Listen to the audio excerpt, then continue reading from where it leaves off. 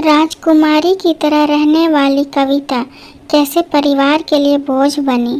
एक दर्द भरी कहानी। कविता अपने माता पिता की बहुत लाडली थी। 3 बड़े भाइयों की बहन थी।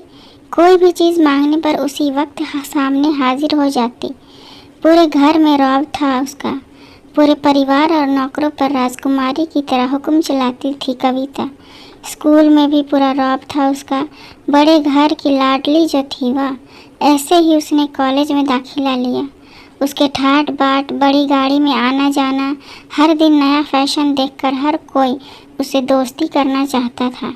थोड़े ही दिनों में उसके बहुत से दोस्त बन गए।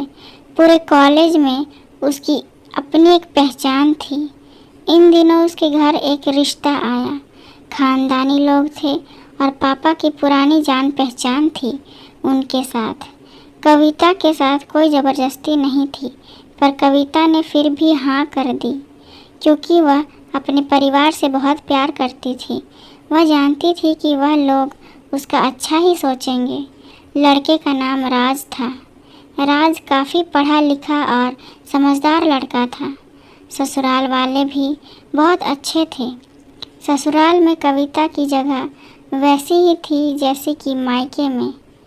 कोई भी कार्य कविता की सलाह के बिना नहीं होता था। सबकी लाडली बहू बन गई थी वह। फिर उसके घर एक बेटे का जन्म हुआ, राहुल। कविता को जान से प्यारा था। पोता पाकर ससुराल वाले तो फूले नहीं समा रहे थे। कविता कभी कभी सोचती कि उसकी किस्मत कितनी अच्छी है। उसका हर अपना उसे कितना प्यार करता है। चाहे जीवन में कैसा भी समय आए, मेरे अपने हमेशा मेरे साथ हैं। मैं कभी अकेली नहीं हूँ। कितना खुशकिस्मत हूँ मैं। पर शायद कविता की खुशियों को उसकी अपनी ही नज़र लग गई थी। एक दिन वह मायके जाने की जिद कर बैठी।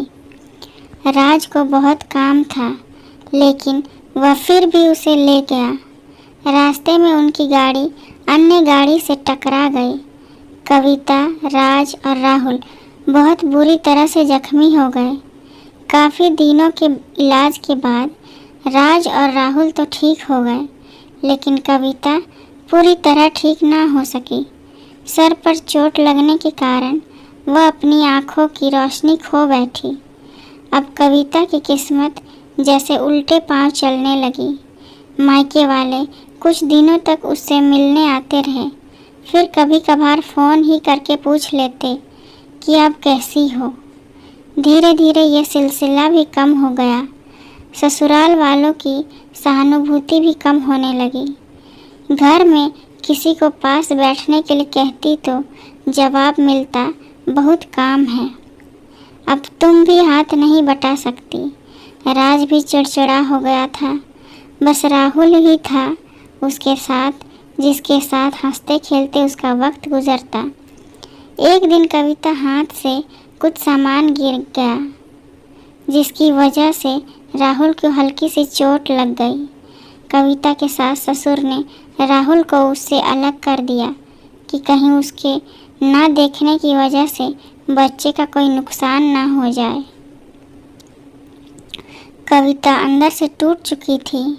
एक दिन उसने सबके सामने मायके जाने की इच्छा रखी तो राज उसे तुरंत मायके छोड़ आया, जैसे कि वह भी यही चाहता था।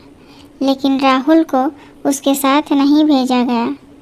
कविता कभी राहुल से दूर नहीं रही थी, पर अपनी कमी के कारण उसने ज़्यादा बहस नहीं की। कविता को लगा कि वह 3-4 दिन में वहाँ रहेगी तो थोड़ा हवा पानी बदल जाएगा, क्योंकि वह कितने दिनों से कहीं भी बाहर नहीं गई थी। घर वाले भी इतने दिनों बाद उसे देखकर कितने खुश होंगे। कविता के घर पहुँचने पर सब लोग बहुत खुश हुए। खाने में सब कुछ कविता की पसंद का ही बना था। उसने अपने मम्मी पापा और भाई से दिल खोलकर बातें की। उनके छोटे छोटे बच्चे भी बुआ के साथ घुल मिल गए थे। रात को सोने के वक्त जब वह कपड़े बदलने लगी तो उसे पता चला कि उसका बैग तो बहुत भरा हुआ था। वह सब समझ गई।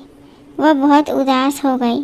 कुछ दिनों तक तो सब ठीक रहा, फिर जैसे सब बदलने लगा। सबका व्यवहार बदल रहा था। वह लोग जैसे थक चुके थे उससे। सब लोग घुमा फिरा कर पूछने लगे कि राज कब आ रहा है उसे लेने जाने। वह बहाना बना देती, जबकि वह जानती थी कि उस घर में अब उसके लिए कोई जगह नहीं। कविता से चलते वक्त कुछ न कुछ नुकसान हो जाता। थोड़ी बहुत टोका टोकी उसे सुनाई देती, वह टाल देती। एक दिन उसके हाथ से लगकर एक कीमती फूलदान टूट गया। छोटी भाभी ने बहुत हंगामा मचाया। कविता के माता पिता रोज रोज के झमेलों से तंग आ गए थे। उन्होंने राज को खुद से फ़ोन कर दिया। राज कविता को अपने घर ले गया। कविता को अपने परिवार वालों से यह उम्मीद न थी। जिस कविता के कहे बिना घर में एक पत्ता भी नहीं हिलता था, उस घर के लिए वह अब बोझ बन चुकी थी। राज के साथ ससुराल आते वक्त वह बहुत खुश थी, क्योंकि वह अपने घर जा रही थी, अपने जिगर के टुकड़े राहुल के पास। परंतु यह खुशी भी कुछ पल की ही थी। सारा बंदोबस्त पहले से ही किया हुआ था। कविता को सीधे ऊपर वाले कमरे में पहुंचा दिया गया। राहुल से दूर रहने की सख्त चेतावनी दी गई।